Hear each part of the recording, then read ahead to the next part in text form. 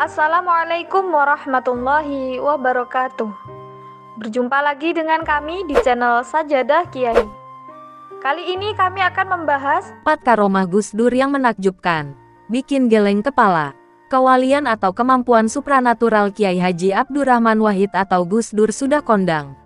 Banyak yang menyaksikan atau menjadi saksi karomah Presiden Indonesia keempat ini.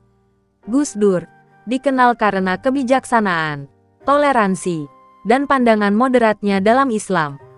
Dia adalah seorang pemimpin agama, politik, dan sosial yang dihormati karena kontribusinya pada kehidupan beragama dan masyarakat di Indonesia. Banyak pengikut Gus Dur percaya bahwa dia memiliki karomah atau kemampuan supranatural karena ketaatannya kepada Allah. Dan beberapa kisah tentang peristiwa-peristiwa luar biasa yang terkait dengannya dapat ditemukan dalam cerita-cerita dan tradisi lisan. Namun, seperti halnya dengan karomah atau kewalian tokoh-tokoh spiritual dalam tradisi Islam lainnya, ini adalah hal yang terkait dengan keyakinan dan iman individu, dan tidak selalu dapat diukur atau dijelaskan secara ilmiah. Berikut video fakta karomah Gus Dur yang diambil dari berbagai sumber terpercaya. Kisah makam Surya Memesa dan ziarah Syekh Ali Uraidi bin Imam Jafar Shadiq. Di sela-sela acara tahlilan hari ke-7 wafatnya Gus Dur di Ciganjur, Jakarta Selatan, Kiai Haji Said Agil bercerita, dirinya pernah diajak ziarah ke pedalaman Tasikmalaya, Panjulan. Gus Dur membawanya ke sebuah kuburan yang sepi. Untuk mencapai lokasi saja, harus menyeberang sebuah situ, danau. Saat tiba, Gus Dur menuju sebuah makam. Saat ditanya Said Agil, siapa jenazah yang telah dikebumikan di tanah ini? Gus Dur tidak langsung menjawab, dia orang sakti, dia mencari musuh agar dia bisa dikalahkan.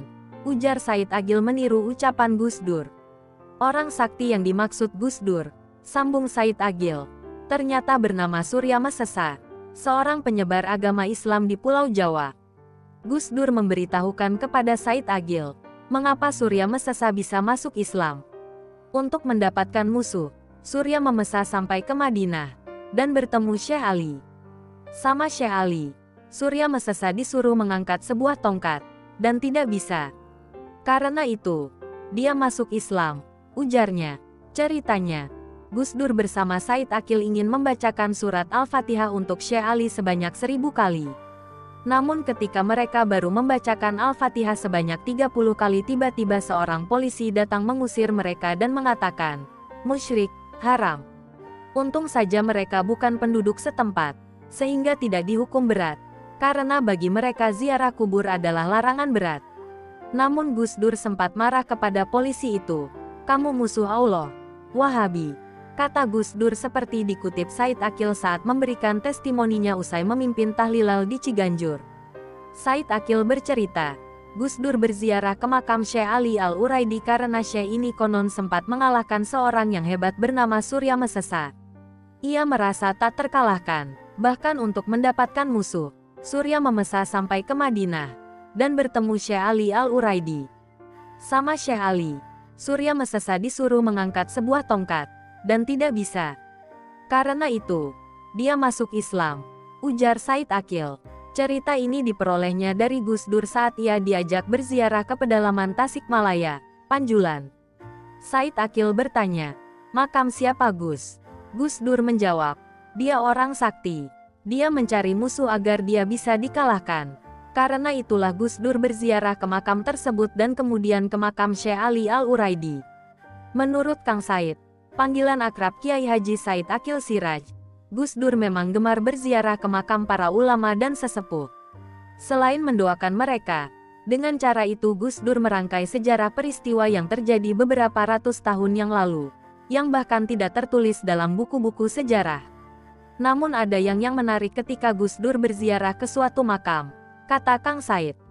Kalau ada makam yang diziarahi Gus Dur, pasti kemudian makam itu ramai diziarahi orang. Gus Dur memang tidak hanya memberkahi orang yang hidup, tapi juga orang yang sudah mati, katanya disambut tawa hadirin. Bertemu dan didoakan wali di Madinah. Setelah berziarah Gus Dur berdoa di Raudah. Malamnya Gus Dur ngajak Kiai Agil jalan-jalan ke masjid untuk mencari seorang wali. Setelah muter masjid, Kiai Agil bertemu orang pakai surban tinggi, sedang ngajar santrinya banyak, lalu tanya sama Gus Dur. Apa ini walinya Gus? Gus Dur bilang, bukan. Akhirnya mencari lagi, ketemu sama orang yang pakai surban dengan jidat hitam. Gus Dur bilang, bukan ini. Kemudian Gus Dur menghentikan langkah di dekat orang yang pakai surban kecil biasa, duduk di atas sajadah. Baru Gus Dur bilang, ini adalah wali. Kemudian Kiai Agil memperkenalkan pada wali tersebut, dalam bahasa Arab, dan terjemahannya seperti ini. Syekh, ini saya perkenalkan, namanya Ustadz Abdurrahman Wahid, ketua organisasi Islam terbesar di Asia.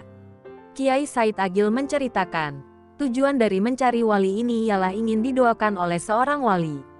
Akhirnya wali ini berdoa untuk Gus Dur semoga diridhoi, diampuni, dan hidupnya sukses.